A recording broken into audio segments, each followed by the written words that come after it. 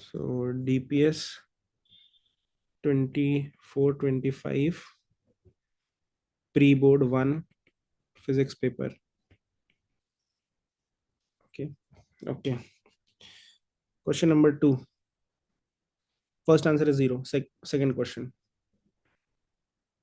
Two plates P1 and P2 of a 2 microsoft capacitor. Okay.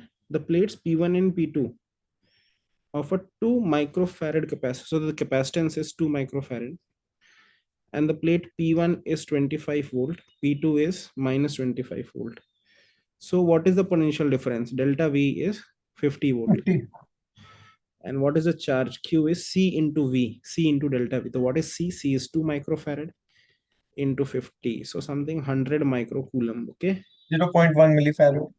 Microcoulomb, Yeah, sorry. sorry, 100 into 10 power minus 6, which can be written as 100 into 10 power minus 3 into 10 power minus 3. So this becomes 0.1 and this becomes microcoulomb. Okay. So the correct answer is B, 0.1 microcoulomb. Okay. Just a minute. Okay.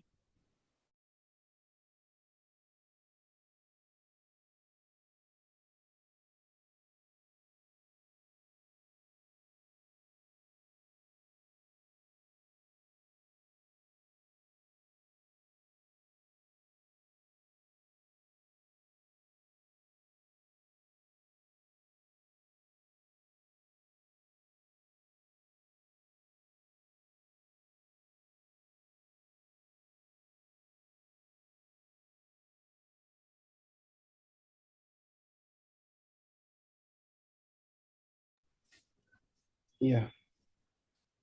3. A student is asked to connect 4 cells, each of EMF E internal resistance R in series. The connection of one cell is wrong in series with the cells. The equivalent is, so if you connect 4 cells in series, the net EMF should be 4E and the net resistance will be 4R. But if you connect one of them wrong, so if you connect one of them ulta, right, it cancels one more, it takes one more. So now the net EMF will be 2E, but the net resistance will still be 4R because they are in series. So therefore the answer is 2E and 4R, D option. Okay. Okay. Question number 4. A wire of length 2 meters is bent round in a shape of circular loop and carries current of 1 ampere. The magnetic moment of the loop. So magnetic moment क्या होता है? It is NIA, number of turns into the current into area of the loop. ठीक है. तो उसका length कितना है? 2 metre. So therefore circumference is 2 pi r. So I can write 2 is equal to 2 pi r. From here I get radius is 1 by pi. Okay. This is the radius. Now what is magnetic moment? Magnetic moment is NIA. कितना number of turns है? 1. कितना current it is carrying? 1. Area कितना है? Pi r square. So pi into 1 by pi square. Okay. समझ में आ रहा है ना ये? Yes, sir. बस तो इसका आंसर है 1 बाई पाई. C option. ठीक है. Understood everyone? Magnetic moment is NIA. ठीक है, याद रखना, इसे लिखते रहना. ठीक. Question number 5. A total path difference between two waves meeting at a point P1 and into P2 are screenings at 3 lambda and 2 lambda. Total path difference between two waves meeting at points P1 and P2 on the screen. तो P1 पे जो path difference है, P1 पे जो path difference है वो है 3 lambda by 2 और P2 पे जो पार्ट डिफरेंस है वो है 2 लैम्डा. ठीक है, 2 लैम्डा. तो जब path difference is a multiple of lambda, lambda तो वेवलेंथ होता है, वेवलेंथ का ये अगर मल्टीपल है, सो P2 is a point of constructive interference. Yes और नो? है ना? Yes, sir. ठीक है. और अगर पार्ट डिफरेंस जो है वो लैम्डा बाई 2 का मल्टीपल है, लैम्डा बाई 2 It's a मतलब odd odd multiple, lambda by 2. Odd lambda by 2 है, तो ये तो DI है, डिस्ट्रक्टिव इंटरफेरेंस. Destructive, yeah. तो P1 is a point of dark fringe और P2 is a form is bright fringe. है ना? Yes. तो आप इसका ऑप्शन डी. ठीक है Yes. एवरीवन?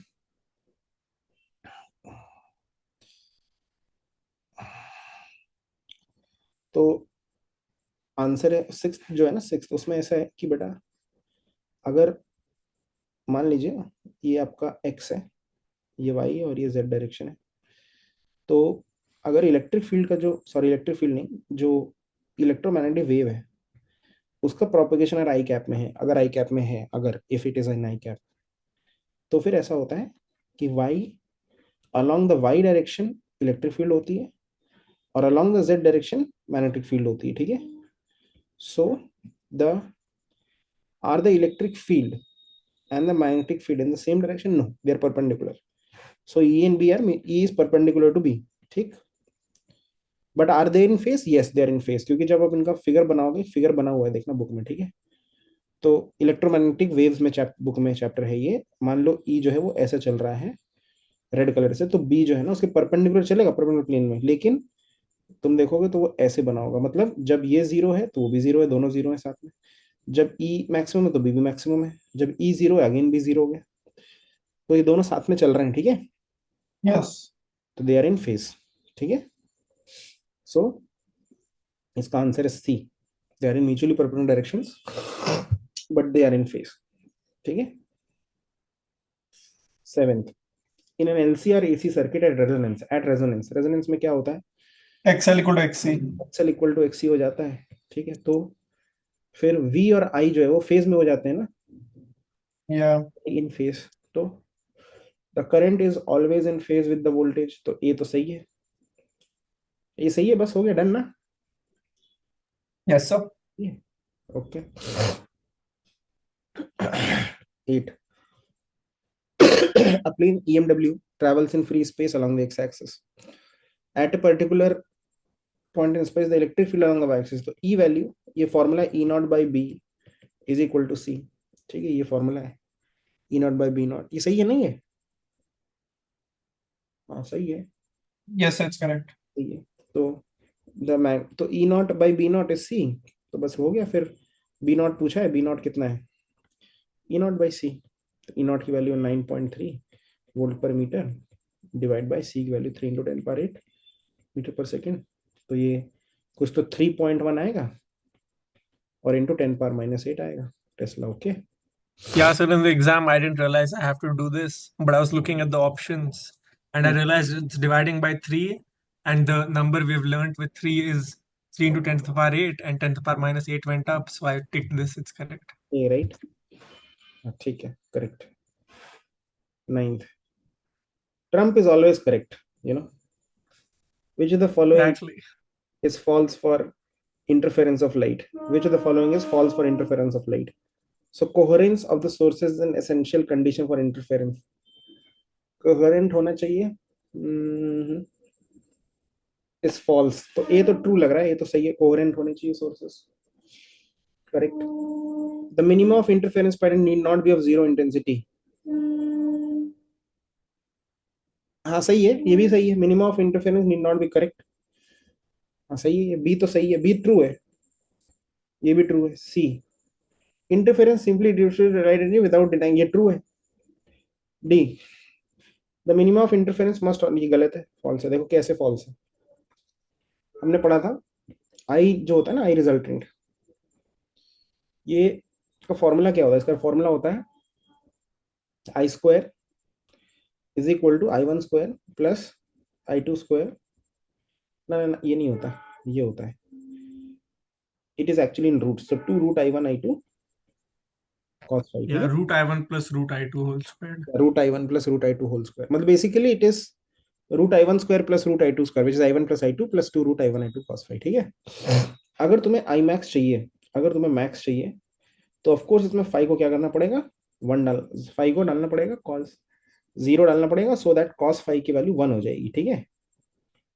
अंडरस्टूड, यहाँ तक समझ में आता है? Yes, हुँ? sir. और अगर आई मीन चाहिए तो सिंपली फाई को ऊपर डाल दो 180, कॉस फाई हो गया -1, ठीक है। वैल्यू कितनी होती है आई मैक्स की, आई अगर आप यहाँ पे कॉस फाई को 1 डालोगे तो ये आएगा √I1 plus √I2 the whole square, ठीक है। ठीक समझ में आता है ये, it is simply a² plus b² plus 2ab, okay everyone. And if you put cos phi is -1, then I mean value is √I1 minus √I2 the whole square. ये लिखो, यहाँ तक लिखो, मैं आ रहा हूँ 1 मिनट में, हाँ यहाँ तक लिखो।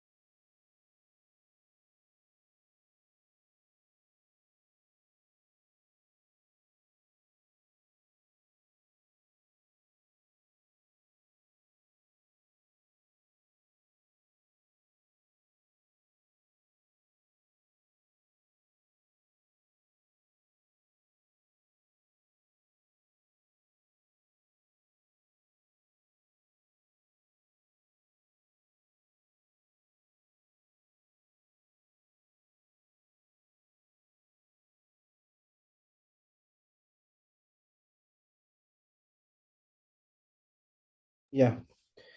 So Imax is root I1 plus root I2. Yeah. So if both the intensities are equal, which is there usually, suppose in YDSA experiment, both the intensities are equal, then the Imax, as you can see, will be 2 root I whole square, which is 4I naught. Understood? Understood? It will be 4I naught, because inside it will be root I plus root I. Root I plus root I is 2 root I. If you square that, you will get 4I, right? 4I. And the I min is 0. So this is true if, so only if this is true, I min is 0 only if both the intensities are equal, then only I min is 0. Okay, but if both the intensities are not equal, as you can see here, this is the formula for I min. अगर ये equal नहीं I1 I2, तो I min 0 नहीं होने वाला ना. Understood? समझ में आ गया? Yes, sir. आंसर है उसका द, तो डी ऑप्शन गलत है उसका. ठीक है, डी ऑप्शन करेक्ट आंसर है. पूछ रहा है false. Okay, according to next question. Next question. According to Einstein's photoelectric equation, the graph between the Ke of the frequencies and the Ke of the photoelectron ejected. So Ke of the photoelectron ejected and the frequency of incident radiation. Frequency. So Ke max is equal to h nu. H nu goes to Ke max plus minus H nu minus HV naught. So your Ke max, they are saying y is equal to m of x minus something constant. तो कौन सा option है? मतलब देखो, negative intercept है ना इसका, therefore कौन सा होना चाहिए? D. डी होना चाहिए बस, क्योंकि एक ऐसी लाइन जिसका नेगेटिव इंटरसेप्ट हो, तो वो ये तो नहीं हो सकती.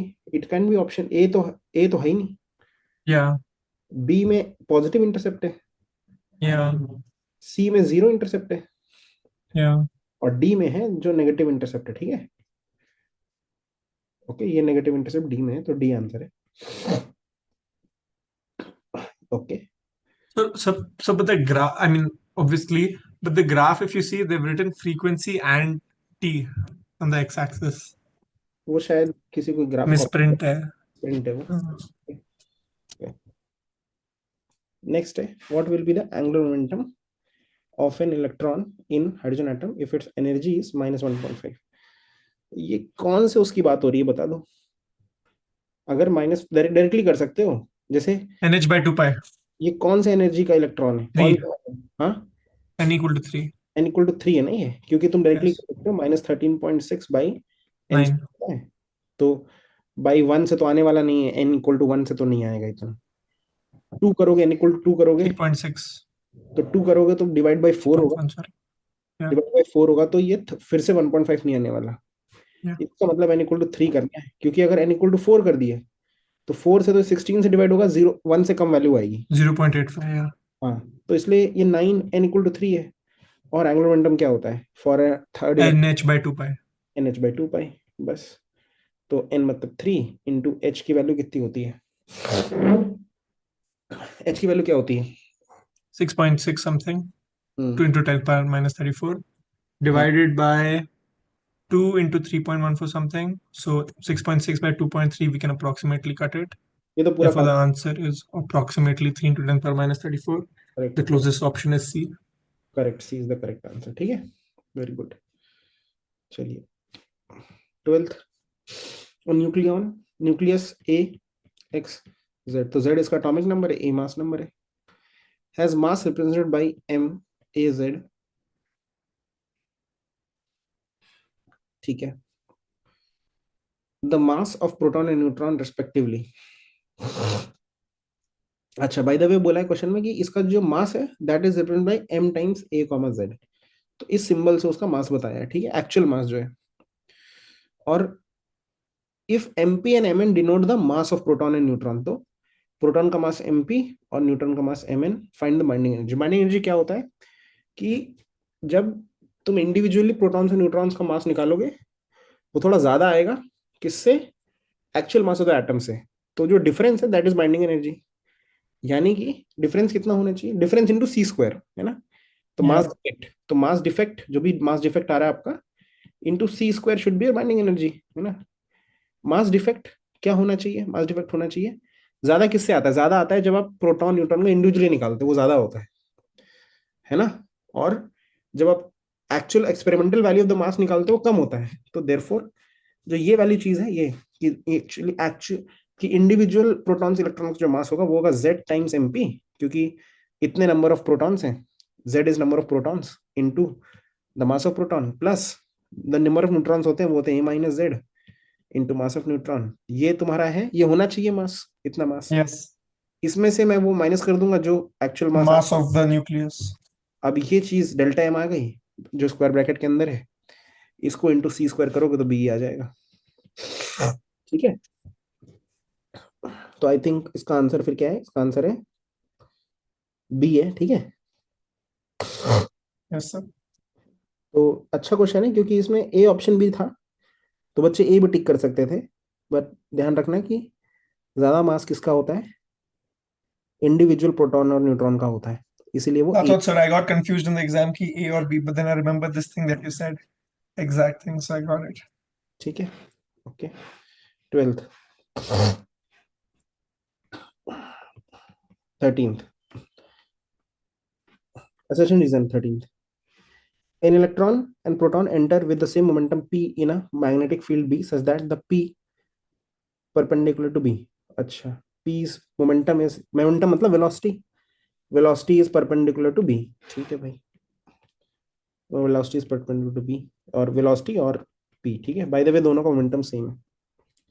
दे both describe a circular path of same radius. देखते हैं कैसे ये सही है क्या। R is equal to M V by Q B which is P by Q B. I can write like this no, P vector by Q times B. ठीक है, this is the radius of circular orbit. दोनों का P same है, हाँ same है। Proton और electron का क्या दोनों का क्यू सेम है, हाँ क्यू भी सेम है, therefore radius is also same. ठीक है, सेम है। Understood everyone? ध्वनि एंड शोना लिख रहे हो ना बेटा? हाँ सर। फोन तो नहीं चला रहे? नहीं। ठीक, ओके। और जो रीजन लिखा है R is M V by Q B, वो भी सही, एक्चुअली गलत लिखा है। आर उल्टा लिखा है, M V by Q B होता है, लिखा उन्होंने Q B by M V है, तो रीजन का स्टेटमेंट इज फॉल्स। ठीक है, तो क्या आंसर है? डी आंसर है। ठीक है, लास्ट में एकदम खेल दिया है, R is Q B by M V लिख दिया है, तो गलत लिखा है। ठीक है, 14th, photoelectric effect demonstrate the wave nature of light. यार इसका आंसर शायद पार्टिकल नेचर है। Photoelectric effect demonstrates particle with nature of light. Yes, the number of photoelectrons directly proportional to, ये भी गलत, B तो देखो उसमें रीजन तो गलत ही लिखा है। Yeah. एक्चुअली 13th का डी नहीं है, 13th का सी है, बिकॉज उसमें असर्शन ट्रू है, रीजन फॉल्स है ना। डी नहीं है, असर्शन ट्रू रीजन फॉल्स। ठीक है, So, but it's a proton, so the masses are different. So the radius will be different. नहीं नहीं, तो ऊपर एमवी है ना, पूरा मास मोमेंटम है। When did this? Oh no. Okay? Yeah. 14th में फोटो इलेक्ट्रो 14 का मुझे असर्शन थोड़ा देखना पड़ेगा मेरे को। I think it is true, photoelectric effect demonstrates no sorry, it is false because it is particle nature. Photoelectric effect is connected to particle nature. The reason says the number of photoelectrons is directly proportional to the frequency. No, no, no, no. Frequency से क्या होता है, ke max decide होता है, number of photo electrons नहीं होता। Number of photo electrons होता है इंटेंसिटी से डिसाइडेड। ओके, तो रीजन तो गलत है ये। और मैं जरा गूगल चेक कर लेता हूँ कि photo electric effect demonstrate what nature.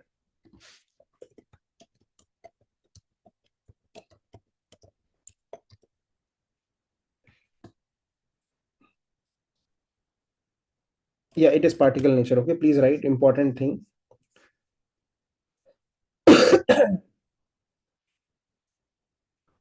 It is particle nature. Photoelectric demonstrates particle nature. तुम थोड़ा सा मैं तुम्हें रिवीजन करवा देता हूँ कि जो रे ऑप्टिक्स है ना, एक चैप्टर तुम्हारा जो बुक 2 में जो पहला चैप्टर है ना, ray optics and optical instruments, ray optics and optical instruments, इसमें आता है पार्टिकल नेचर। ठीक है, क्या होता है लाइट का, कौन सा नेचर, पार्टिकल नेचर। ठीक है, फिर उसके बाद आता है एक टॉपिक टॉपिक इसका नाम है वेव ऑप्टिक्स। वेव ऑप्टिक्स में इट्स वेव नेचर। ओके, ये लिख लेना, एग्जाम में आ जाए कोई चैप्टर का क्या नेचर है लाइट का। उसके बाद जो पार्ट जो फोटो डुअल नेचर है ना, डुअल नेचर ऑफ मैटर, तो डुअल नेचर ऑफ मैटर में यही बताया गया है कि कभी क्यों पार्टिकल है कभी क्यों वेव है। तो डुअल नेचर में कई चीजें हैं, जैसे डुअल नेचर में पहली चीज है जो फोटो इलेक्ट्रिक इक्वेशन जो है ना, उसमें बताया कि पार्टिकल है। उसके बाद एक कहीं है डी ब्रॉगली में बताया कि वेव है, लाइट इज अ वेव। ठीक है, अच्छा पहले था डी ब्रॉगली में, तुम्हारे सिलेबस में पहले अभी डिलीट हो गया है, तो उसमें हम फोटॉन्स का वेवलेंथ निकालते थे और वेव पार्टिकल, मतलब डी ब्रॉगली को ज्यादा, मतलब में ज्यादा देयर वाज फर्दर स्टडी। तो ध्यान रखना, photo electric effect is particle nature, de Broglie explanation is wave. ठीक है, और वेव ऑप्टिक्स तुम्हें याद दिला दूं, कौन सा प्रिंसिपल था याद है जो वेव वेव नेचर बताता था? हाइगन। हाइगन, यस, उसका नाम था हाइगन प्रिंसिपल। ठीक है, गुड। तो 14th का असर्शन भी गलत है, तो इसका आंसर है डी। 14 का असर्शन भी गलत है, आंसर है डी। ठीक है, 15th, density of all nuclei is same, ये करेक्ट है, मतलब असर्शन करेक्ट है ना, nuclear density is fairly constant, ये हमारे पास दिस इज द रिजल्ट भी है। और उसी से, क्योंकि डेंसिटी इज कांस्टेंट, तो mass by volume is constant, because mass by volume is constant, mass is proportional to volume, and mass is proportional to volume is proportional to r cube, so r cube, therefore यहां से आता है radius is proportional to radius is proportional to mass number का power 1/3। Okay, radius is proportional to mass number के power, यहीं से आता है, तो डेंसिटी कांस्टेंट है और radius is directly proportional to cube root of mass number. तो assertion, Sir, I think it should be A because you derive option A assertion from the reason. are we deriving assertion from the reason or reason from the assertion? Or I mean, to get volume you need radius, and to get radius you need R, which is reason. चलो ठीक है, मान सकते हैं। आपने सबका radius और mass number निकाला और देखा कि radius is proportional to mass number की पावर 1/3, तो आपने कंक्लूड किया कि डेंसिटी कांस्टेंट है। चलो ठीक है, बात मान ली तुम्हारी मैंने। तो यस, तो ए ऑप्शन है इसका आंसर, जिसमें reason is correct and reason is the correct reason of assertion. Okay,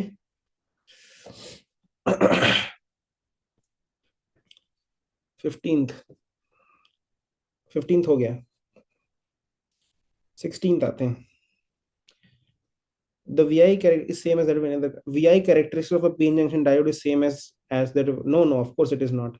ऐसा रैंडम किसका होता है, नहीं होता ना। Ashish sir, बोलिए। I'll use the washroom and come. Okay, so IV characteristics of a p-n junction diode of course is not same as any other conductor का p-n VI character ऐसा होगा। ठीक है, स्ट्रेट लाइन। ओके, ये भी लिख लो, any other conductor का ऐसा होना चाहिए, ओम्स लॉ फॉलो करता है वो। और रीजन, उसका रीजन क्या लिखा है, it behaves like a conductor at, no, of course not, does not behave like a conductor at room temperature। दोनों गलत है, assertion भी गलत है, रीजन भी गलत है, और डी ऑप्शन करेक्ट है इसका। MCQs for peace. Now we'll come to section B।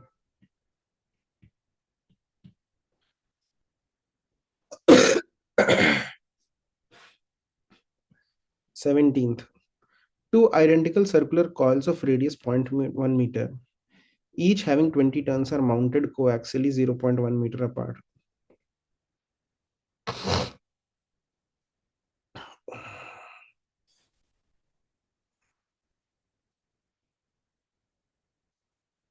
ठीक है, ठीक है, बहुत अच्छी बात है। ठीक, 0.1 मीटर अपार्ट, ठीक है, ईच हैविंग 20 टर्न्स ऑफ, नहीं नहीं, सॉरी, रेडियस भी 0.1 मीटर है और they are also apart 0.1 metre, तो दोनों का रेडियस भी 0.1 मीटर, वेरी गुड। ठीक, और दोनों में 20 टर्न्स हैं। A current of 0.5 ampere is passed centre of each coil, ठीक है। देखो, तो सेंटर ऑफ ईच कॉइल के लिए एक फॉर्मूला होता है, ठीक है। सबसे पहले तो अगर एक, इसके लिए एक कॉन्सेप्ट है कि अगर एक कॉइल है और कॉइल के x डिस्टेंस पे what is the magnetic field, so if there is a like this, the magnetic field at this point का फॉर्मूला होता है mu naught I R square by 2 times R square plus X square raise to 3/2। क्या ये formula सही है, पहले बताइए। हाँ, hello, Sir, mu naught I r square by 2 into r square plus, yeah, that's correct. Okay, ठीक है। तो वेरी अच्छी, बहुत अच्छी बात। अब देखिए, क्वेश्चन में बोला कि पहली दोनों दोनों केस में करंट का मैग्नीट्यूड तो सेम है। कितना करंट है? Current is 0.5 ampere. पर करंट का Yeah. डायरेक्शन एक एक में क्या है कि सेम डायरेक्शन में है। तो पहले मैं केस ए लेता हूँ। केस केस ए में इसमें भी करंट ऐसी, इसमें भी करंट ऐसी। देख, सपोज करंट ऐसी है, ठीक है, दोनों केस में ऐसे, अब दोनों कॉइल्स में ऐसी है, ऐसी। तो at this point, at the point P, at the point P, the magnetic field will be due to the coil 1. This is coil 1, this is coil 2. Point P is the center point, मतलब उसके centre पे point है, ठीक है, coil 1 के। तो उसके लिए होगा ये जो फॉर्मूला है, इसमें आप x को 0 डाल दो। x को अगर आप 0 डालते हो तो आता है mu naught I by 2r, जो कि एक सेंटर, सर्कल के सेंटर पे होती है magnetic field. Okay, mu naught I by 2r, understood? ठीक है, ये बस डायरेक्शन देखना है। तो यहाँ पे ड्यू बी एट पी किस वजह से, दो दो रीजन है। एक तो due to one, due to two, due to second. Due to one कितनी है? Mu naught I by 2r। कोई डाउट है इसमें किसी को? नहीं है। और B at due to two कितनी है? बी ड्यू टू ये आएगा इसमें, आर की वैल्यू कितनी है? 0.1, एक्स की वैल्यू भी कितनी है? 0.1, है ना। The reason that 1 is not affected by 2 is because the current will first go from 1 then to 2. What So do is you that. mean? What do you mean when you say one is not affected by two? So now you're saying that BP due to 2, you're going to apply the formula, right? B magnetic field at point P due to there is a wire, current carrying wire 2 called 2. But why didn't we do that for due to 1? मतलब, So okay, wait, continue, then I'll ask. अच्छा, point P जो है वो coil 2 के लिए एक बाहर वाला पॉइंट है, मतलब दूर पे एक्सियल पॉइंट है, जिसमें x का वैल्यू 0 नहीं है। तो ये x का वैल्यू कितना है, फिर कितनी दूर है इससे? 0.1 दूर है। तो यहाँ पे r की वैल्यू भी कितनी आएगी? 0.1, x की वैल्यू भी आएगी 0.1, दे रखा है क्वेश्चन में। क्योंकि तो नीचे कितनी आएगी? नीचे आएगी 2r स्क्वायर, जिस 2 0.1 स्क्वायर की पावर 3/2, है कि नहीं। ये अगर मैं यहाँ पे 0.1 स्क्वायर डाल दूं, यहाँ भी 0.1 स्क्वायर डाल दूं, यहाँ भी 0.1 स्क्वायर डाल दूं, ठीक है, तो नीचे जो है वो होने वाला है 2 इंटू 0.1 स्क्वायर और होल की पावर 3/2, ये सर। Yeah. तो इसमें क्या होगा? इसमें होने ये वाला है कि 2 की पावर 3/2 आएगा और पॉइंट Yeah. की पावर 3 आएगा, Yeah. और एक 2 ये अलग बाहर खड़ा है ना। Yeah. तो 2 और 2 की पावर 3/2 और 0.1 का जो क्यूब है वो तो एक बार पॉइंट इससे कटेगा, तो नीचे सिर्फ 0.1 आएगा। Yeah. देयरफॉर जो बी डी टू 2 आएगा वो आएगा म्यू नॉट आई 2। एक 2 अकेला था, 2 to the power 5 by 2. 2 to very good, 2 to the power 5/2 हो गया, और एक बार Yeah. आ गया। Yeah, boy. समझ में आ गया ये? Yeah, so now my question is that um, एक B मिनट, on point. एक अभी डायरेक्शन नहीं निकाला है, दोनों का डायरेक्शन Okay. निकाला है। Yeah. अगर मैं करंट ऐसे लेता हूं तो ऐसे राइट हैंड में जरा कर्ल कर लो, करंट इस मैग्नेटिक फील्ड डायरेक्शन ऐसी होगी, ये सुनो।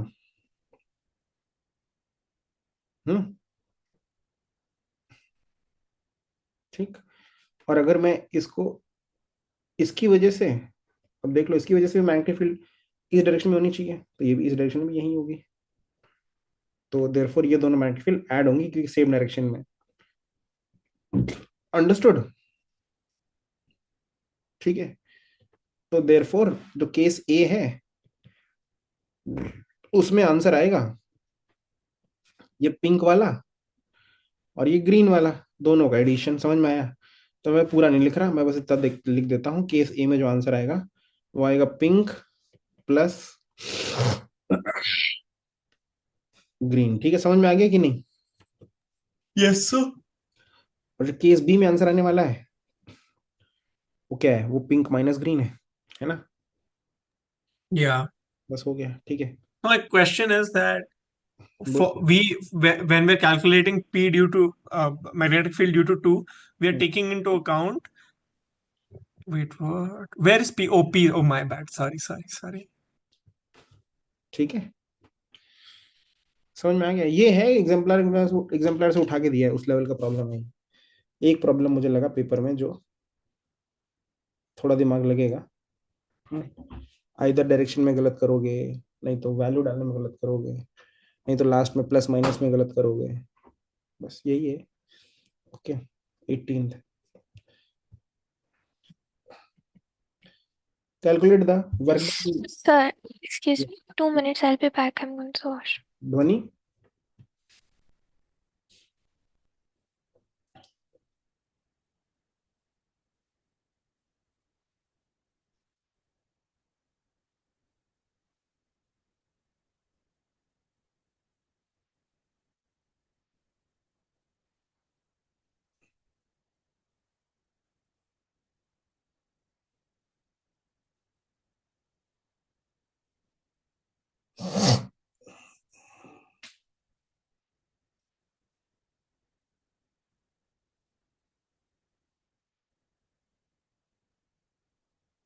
डन।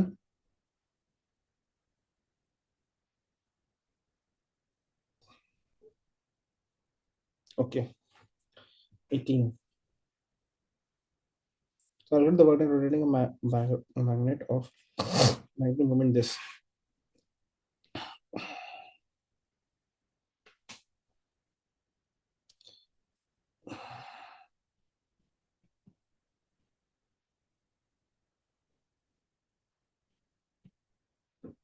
ये है ना, u is minus m dot b.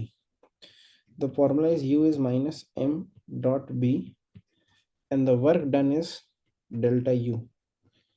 Okay, so it is equal to uf minus ui. So the, and what is u? U is minus m dot b. M is magnetic moment, b is magnetic field. So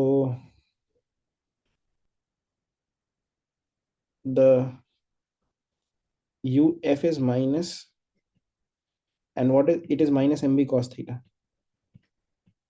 ठीक है, so uf is minus mb cos theta final minus of minus mb cos theta initial. ठीक है, So why are you doing so much? I don't know. तो So it's just work. U is equal to minus mb cos theta, where they've given us minus mb cos theta. तो क्या सिर्फ cos 60 डाल देंगे?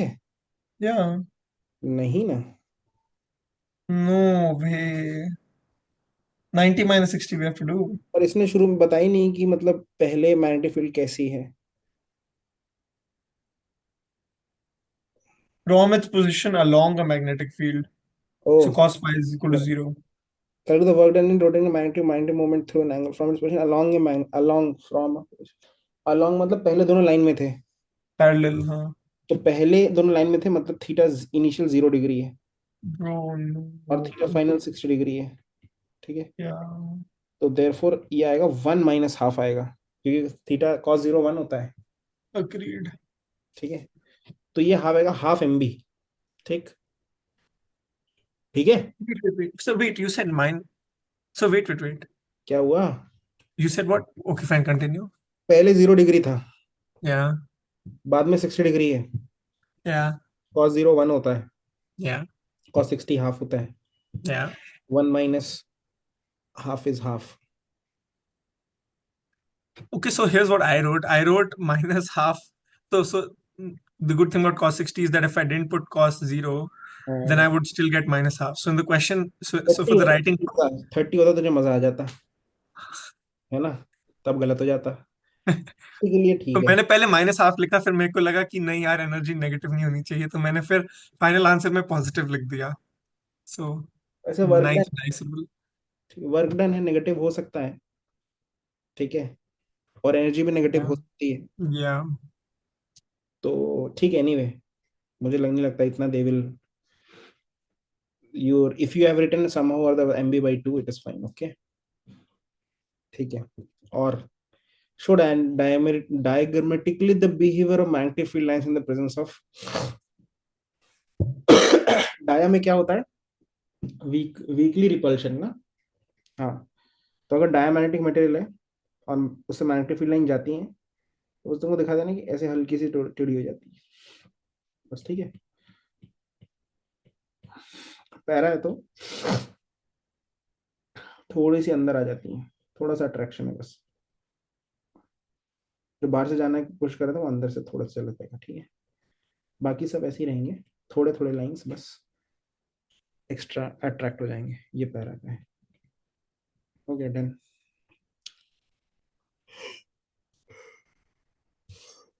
Next 19th. The aluminum frame ABCD of a window measuring this eliciting figure. The window is hinged along the side AB.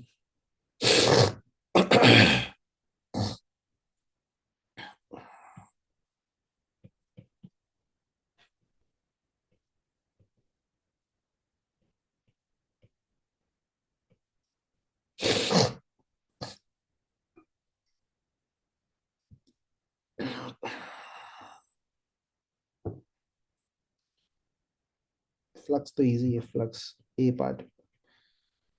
Flux is B, which is 1.8 into 10 power minus 4 into area. It is 0.85 into 0.6. यही answer है बस. Okay,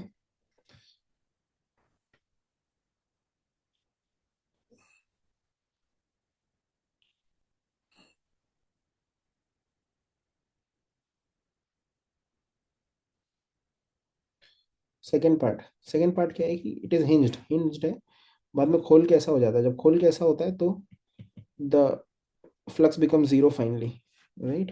So what is the delta flux? Delta flux is this value आ रही थी minus 0. ठीक है, so it is this value only. Understood? So what about that earth? Oh yeah, okay. ठीक है, so delta flux And first का so answer when they है open the door, it comes parallel to it, right? Is what the question is saying. yes, And that is zero because obviously. yes. So therefore EMF is delta flux by time, which is 0.2. ठीक है, Is it supposed to be minus because we're doing 0 minus? Minus कर लो. Okay. ठीक ठीक है. Okay, average EMF induce भी निकाल दिया, flux change भी निकाल दिया. चेंज, हाँ ठीक है, बस हो गया, डन. Understood everyone? पहले जो है पूरा पूरा इलेक्ट्रिक सॉरी मैग्नेटिक फील्ड जा रहा है, तो flux is just magnetic field into the area of this square. Okay, understood? Yes, sir. And the finally what is happening, the window is becoming parallel to the magnetic field, so the final flux is 0. Final is 0. So what is your change in flux? Change in flux is final minus initial. Final is 0 minus initial is this value. Achha, so the final EMF will still be positive because it is delta phi by delta t, and because your final flux is 0, your delta phi itself is negative. Okay, So final answer is negative, right? positive. I don't understand why. Delta five positive है कि negative है, Negative.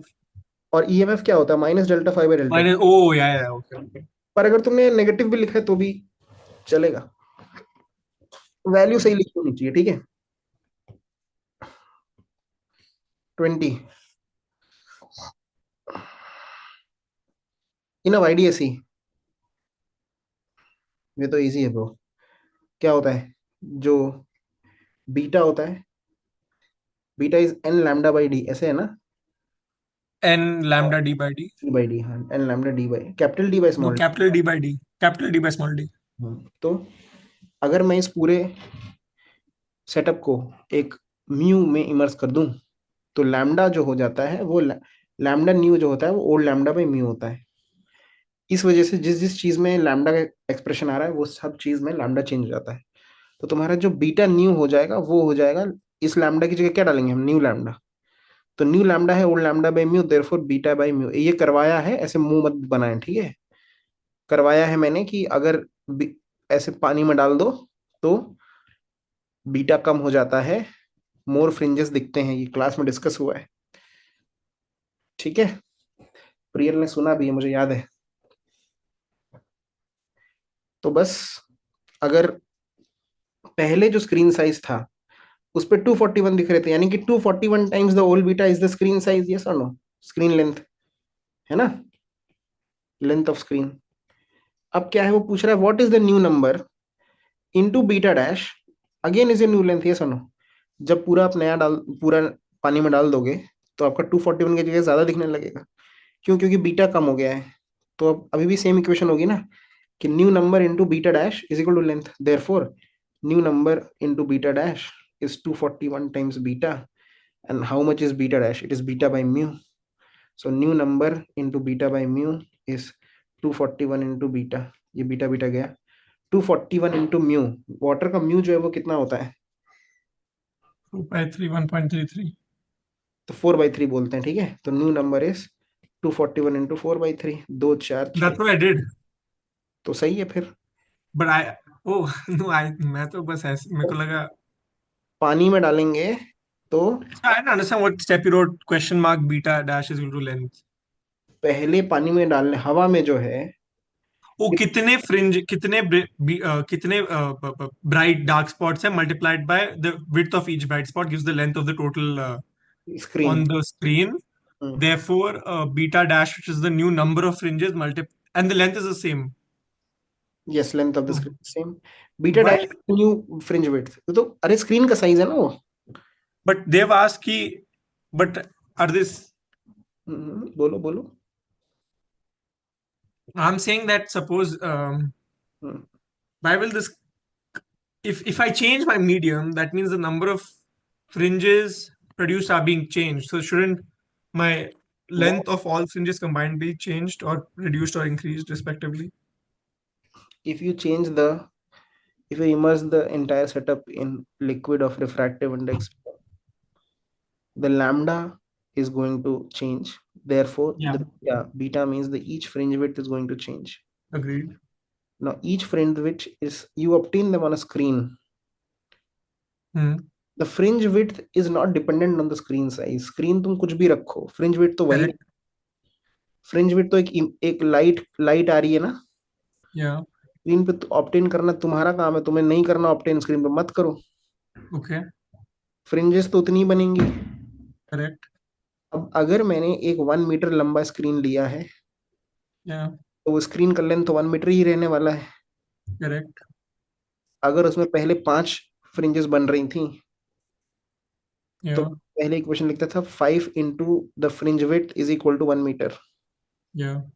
अभी उसमें 6 fringes बन रही हैं तो मैं लिखूंगा 6 into new fringe width it's 1 metre. Correct.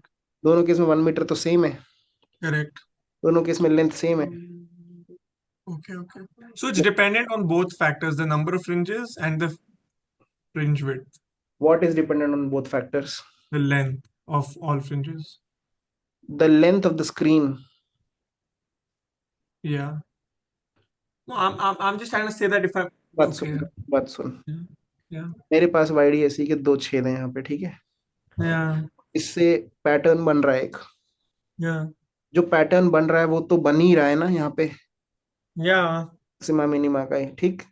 मैं आया एक स्क्रीन उठा के दूर से और यहाँ रख दी स्क्रीन, तो उस स्क्रीन पे मुझे वो पैटर्न दिखने लगेगा। Yeah. वो स्क्रीन का लेंथ अगर मान लो each fringe width was 1 centimetre और मैं 1 मीटर की स्क्रीन लाया तो मुझे 100 फ्रिंजेस दिखाई देंगी। Yeah. क्या इसका मतलब है मैं स्क्रीन 2 मीटर की ले आता तो मुझे 200 फ्रिंजेस दिखती? हाँ दिखती, अच्छा. है ना? Yeah. तो मेरा जो स्क्रीन साइज है वो तो सेम है दोनों केस में। Yeah. मैंने इस एंटायर सेटअप को पानी में डाल दिया या किसी लिक्विड में डाल दिया so that new fringe width 1 centimetre नहीं रहेगी, आधी सेंटीमीटर रहेगी। Yeah. तो जब मुझे 1 मीटर में 100 फ्रिंजेस दिख रही थी, Mm. अब मुझे 1 मीटर के उसी स्क्रीन पे मुझे 200 फ्रिंजेस दिखेंगी। Yeah. Oh, okay. I've understood. I can say that my number of fringes is tending to infinity, but I am limited by the fact that I have a screen of length L. Yes.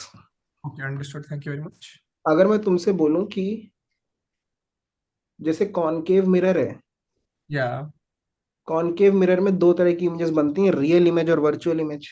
correct. Virtual image तो direct आंखों से दिख जाती है, पर real image को देखने के लिए एक स्क्रीन बनानी पड़ती है, स्क्रीन लगानी पड़ती Correct.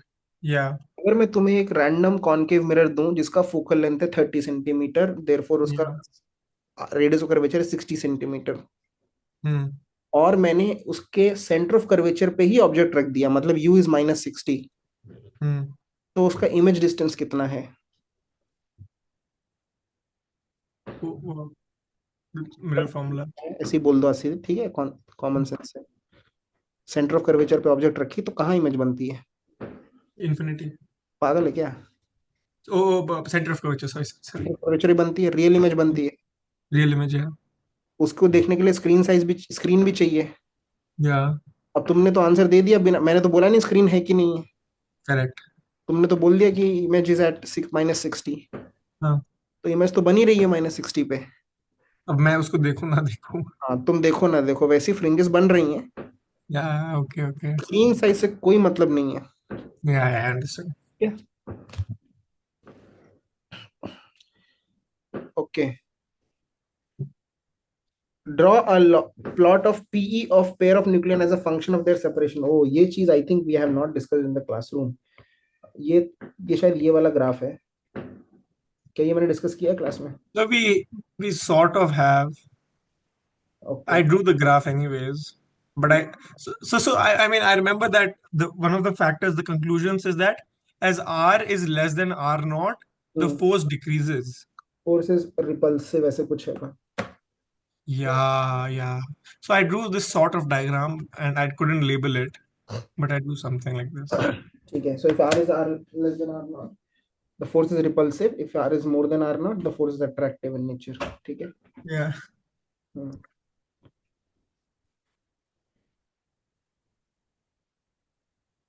ओके, सेक्शन सी और सेक्शन डी में मैं वही अभी तो नहीं कर रहा हूँ, तुमको जो पूछना है पूछ लो, और कुछ डाउट्स पूछ लो, बाद में करूंगा section C section D. I am stopping the recording. I am CD I will record next time. AB I'm done. If you have some doubts, you can ask me in the C and D.